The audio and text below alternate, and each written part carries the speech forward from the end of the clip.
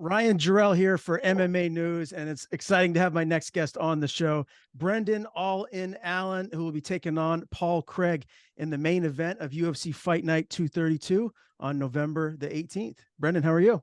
I'm good, buddy. How are you?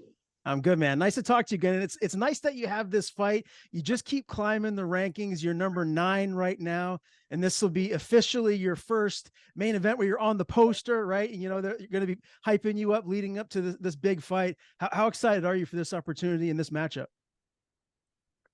To me, it's just, I just need to go out there and do what I need to do. Like I can smell that belt right now. Then after I win this one, I can kind of taste it, and then after that, I'll feel it. So it's kind of what's on my mind. Is just I'm not looking past anything, but I know there's like steps to where I need to be, and it's just another step.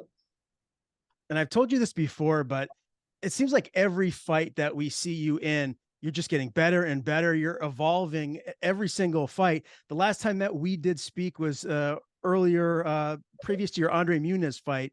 Round 3 win there. You followed that up with the big win over Bruno Silva. How much better are you now versus the guy that we saw when you fought Andre? I think I'm always a lot better. It's just being able to show that show what I have, show more of the guy from the gym, and I'm still evolving that too, but just being able to fight closer to the guy that trains. And obviously, anyone that follows the sport knows, you fought Sean Strickland back in 2020. Got to ask, man, were you surprised him, being the new champ, defeating Izzy?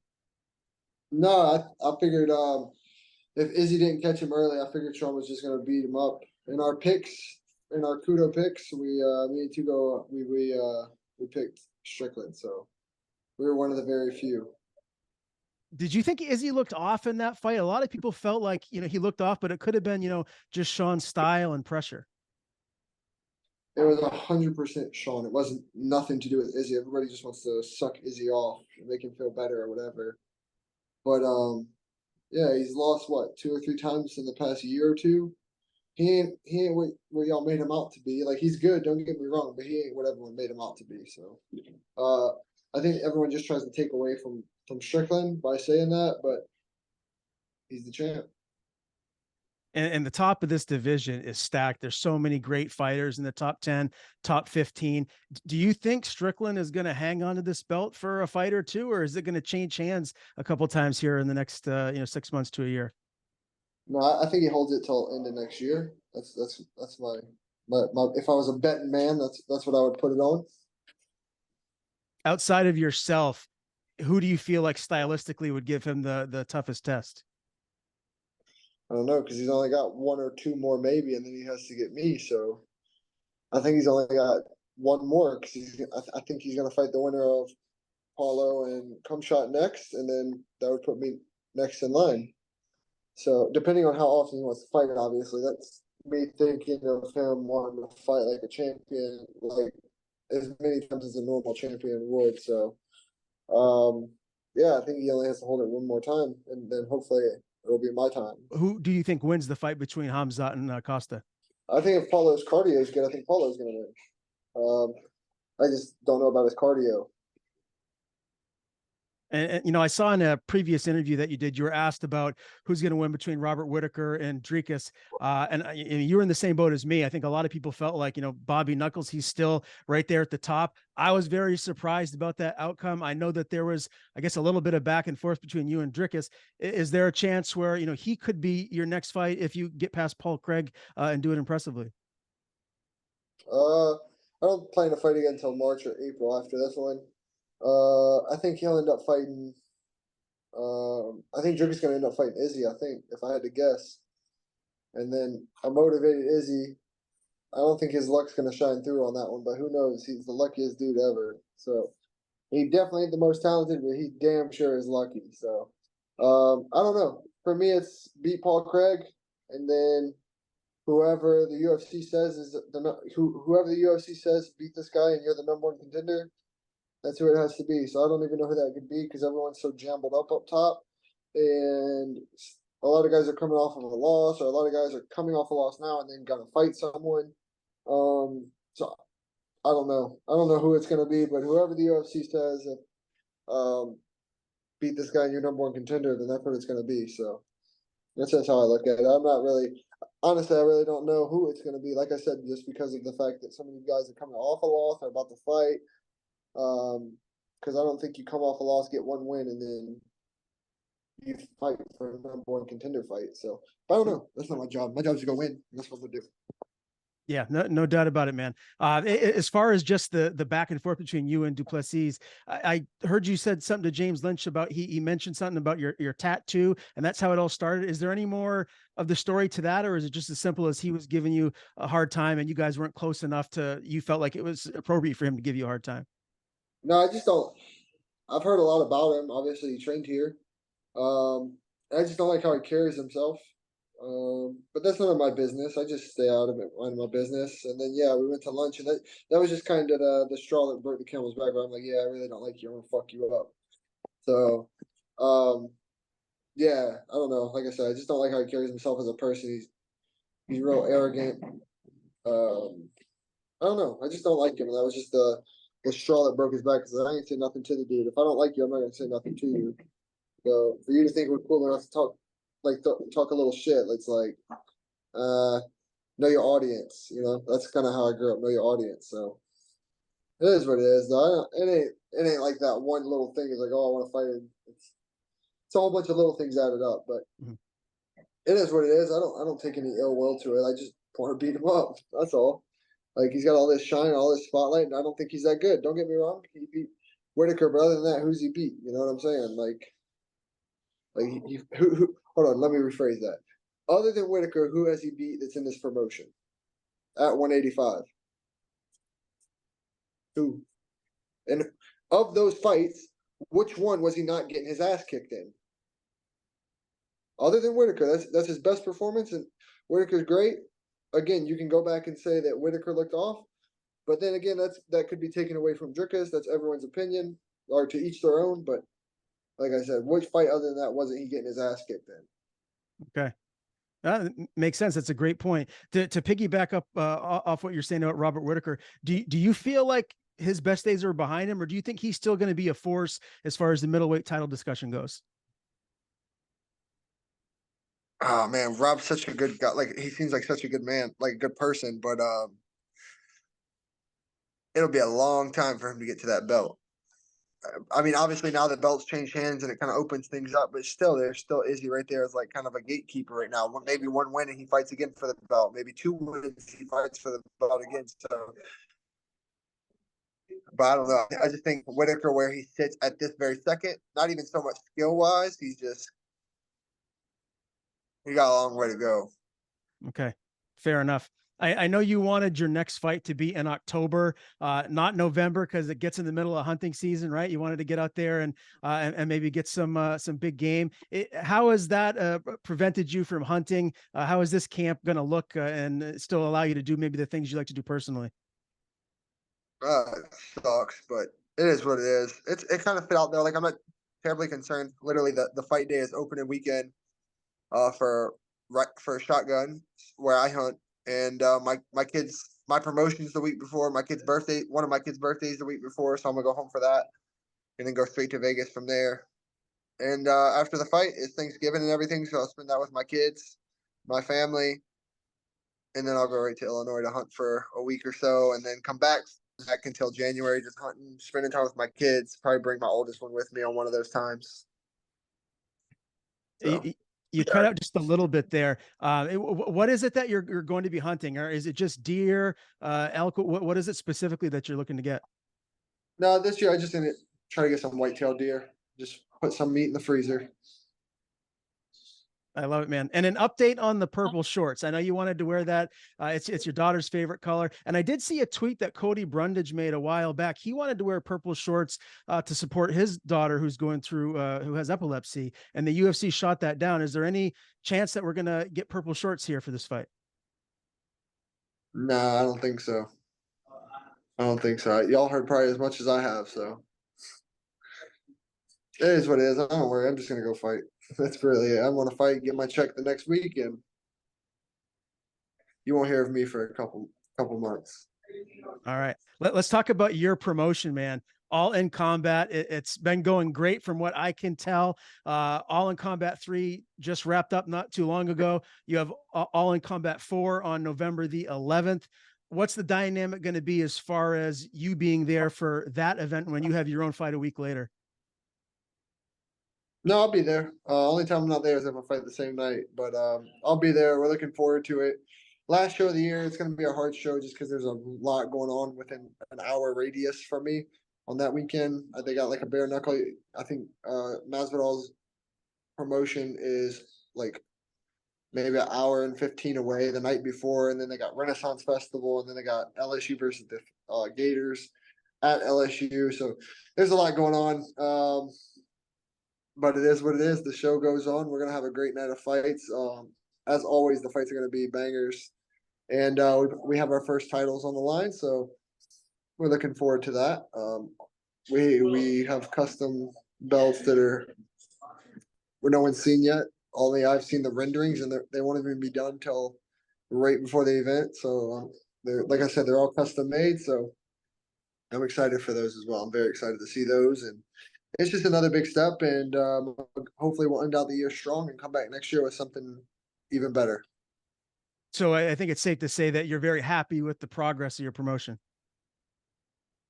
Yeah, I mean, there's different business avenues that could be better, but as far as the product itself is phenomenal. I don't think there's too many people that are doing better than me, especially within 3 shows. Product wise, the fights wise, with I don't have any backers or anything like that. Like I do it all myself, and then we have a couple sponsors. But outside of that, I do it all myself. There's no investors. There's no big money backers. There's none of that. So I'm learning as we go. I'm trying to get better as we go, and just keep growing.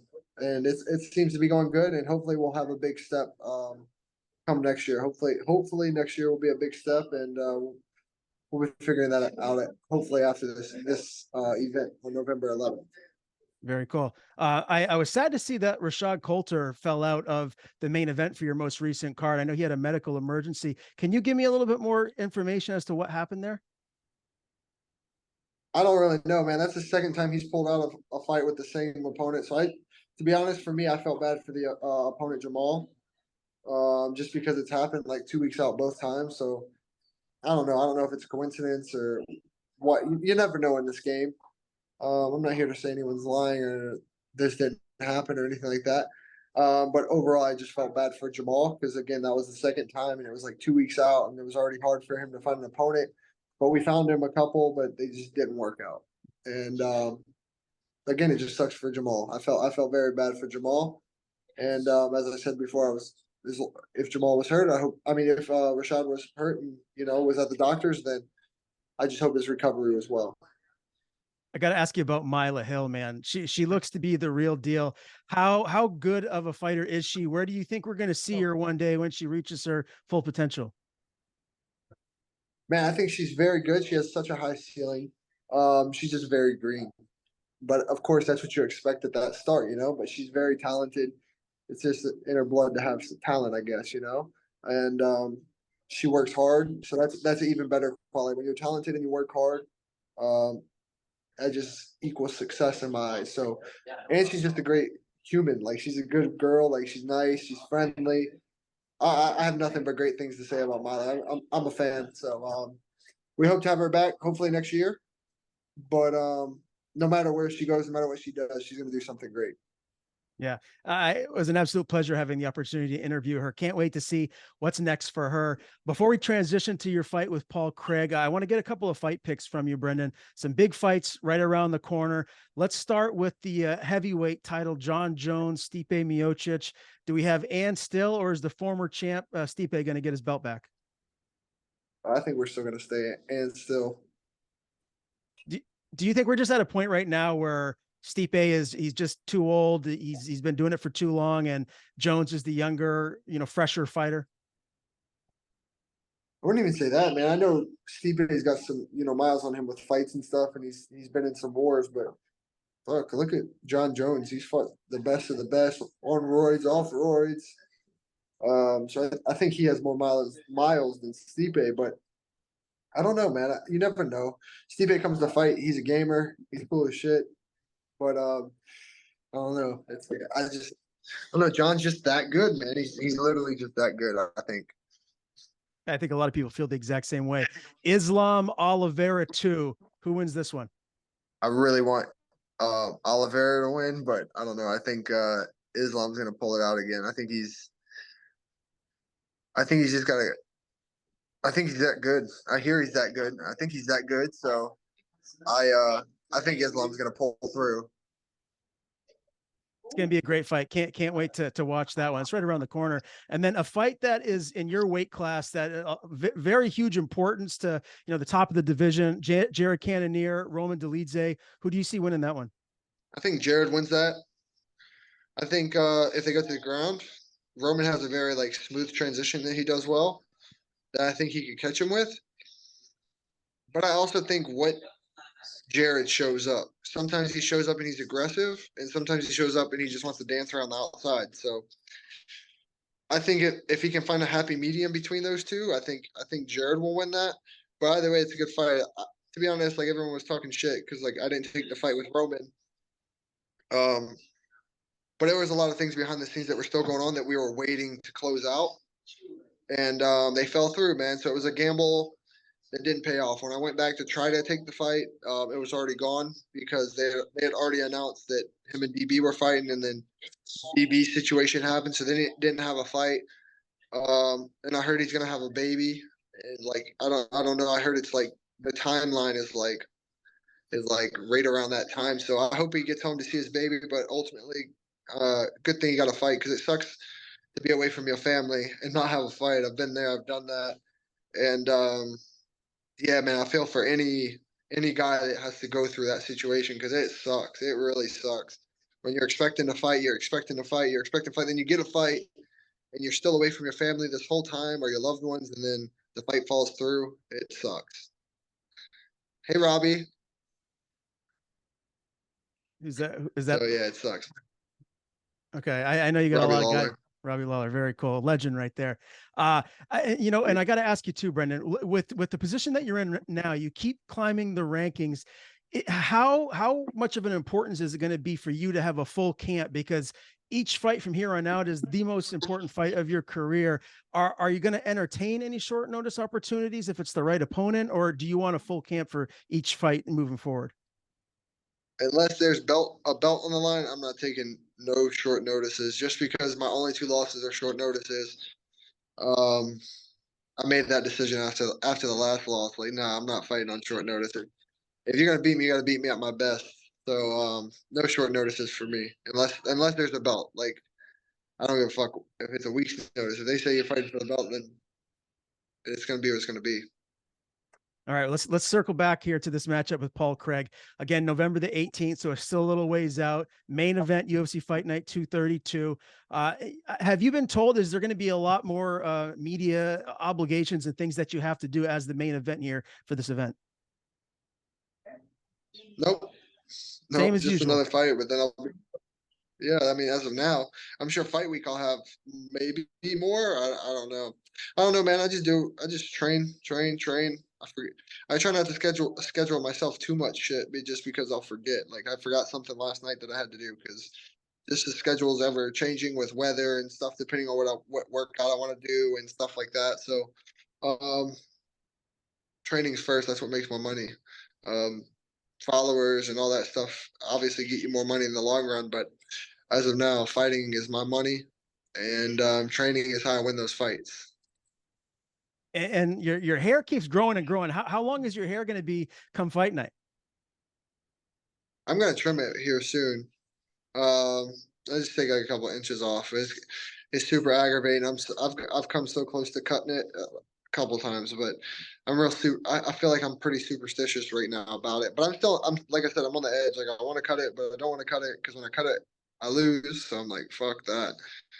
When I lose, I'll cut it like completely again. But I don't know. I'll take some inches off before the fight for sure. Well, I was actually going to give you a suggestion. I think you should reach out and try and connect with Troy Polamalu and do a hair commercial because the lettuce is looking good, man. I feel like you should just keep it going. Thanks, man. Yeah, my 34,000 followers ain't gonna get me in that DM. You know what I'm saying? Fair enough. Well, you never know what the future holds, man. Things are going well for you. Paul Craig, dangerous fighter. We know what he's about. I've heard a lot of people say that this is going to be a grappler's delight. What do you think we're going to see here in this one? I'm gonna beat the shit out of Paul Craig. It's just how it's gonna be. Like, there's no other way. I'm just gonna beat the shit out of him everywhere. We're gonna do things on my terms. It's gonna be my fight, my terms, and when I want to go to the ground, if I want to go to the ground, is gonna be my decision. I basically treat it like I treat the Muniz fight. It's gonna be on my terms, and I just got to make some adjustments, and we'll be good to go. We've seen a lot of the pre-fight antics and stuff that he does with the face paint, really get in his opponent's faces and whatnot. Have you had Tuco and some of the guys like doing that kind of stuff to get you ready? No, because they know not to touch my face. Same thing for him. I'm gonna tell him don't touch my face, and if he touches my face, then the consequences are what they're gonna be. I don't give a fuck. But yeah, I'm just me, man. I don't care. I'm cool with everything. Just don't touch my face. I don't like my face touched. When the fight starts and they say go, cool, you can punch me. That's fine. Touch my face as much as you want then, but before that, don't touch my face. I don't know. I'm just kind of I don't like that. That makes sense. A couple of his most recent losses were to Johnny Walker and Volkan Ozdemir. Were you able to kind of pick anything from those performances where you feel like you're going to be able to implement your game and kind of do what you want in there? To be honest, I just know I'm better. I try not to watch too much tape because then it makes me overconfident, and I don't want to be. I want to picture him to be the best he's ever been. So I'm just I don't not trying to be an asshole, but I just think I'm too good. I'm just too good everywhere, and my goal is to or my job is to go out there and show just that is that I'm too good. He was number 8 in the world at 205 at one point. He's fought a former champion in Jamal, my friend. He's fought a title challenger, so he's beat some good guys, but I don't know. They're not me. This is a whole different weight class. This is a whole different animal here, and I'm not saying those guys at 205 couldn't beat guys at 85, nothing like that. I'm just saying for me personally, this is a totally different ball game. So, official prediction, Brendan. I imagine you see yourself getting your hand raised, but how do you do it? Do you choke him out, or you TKOing him? Is this going the distance? What are we going to see here on November the 18th? No, this definitely ain't going the distance. I'll be prepared for the distance, but it ain't going the distance. I think I'll finish him within 3. Um, if the version of me that I have in my head right now, because for me it's all mentality, shows up, then I'll definitely finish him within 3 by TKO. But that's how I picture it. I guess I don't see any other way but me TKOing him within 3. And then after this fight, you said we're not going to see you for a few months. What do you think? Springtime 2024? Maybe March, April, depending on what the UFC says as far as like who and stuff like that, but definitely not before March. I'm done till March, and I only want to fight twice next year. So I'm gonna be a dad for a little bit and just be a normal human for the first time in my life. Be a normal human for a little while. I'm fighting and what's next and this and that. Obviously, it'll come into my head at some point, but I got 2 little girls at home that are way better than fighting. It's way more enjoyable most days, at least. So, um, yeah, I'm be gone. I'm MIA for on everything. I'm MIA for like a month. Nobody texts my phone. I ain't texting back. Don't. Well, everyone can text or email, whatever, but I ain't answering for a month at least. Well, good for you. You definitely deserve it, Brendan. Happy for all your personal and professional success. I've been interviewing you for a very long time now, my man. So it's really cool to see where you're at now and what the future holds for you. Again, Brendan Allen Allen meets Paul Craig November the 18th at the UFC Fight Night 232 main event. Brendan, as always, I appreciate it, man. Before we sign off, anything you want to plug, anyone you want to thank? Floor is yours. Yeah, bro. As always, thanks for having me. I appreciate it. As always, thank you to Monster. Thank you to Nevin. Obviously, it's a gloomy day, so I'm not wearing them. And thank you to Kudos Snacks, best popcorn. And thanks to everyone that's helping me train and get ready. And it's gonna be a banger no matter what. I'm going kill or be killed. Come back with my shoulder on it. That's kind of how I feel. So we'll see what happens.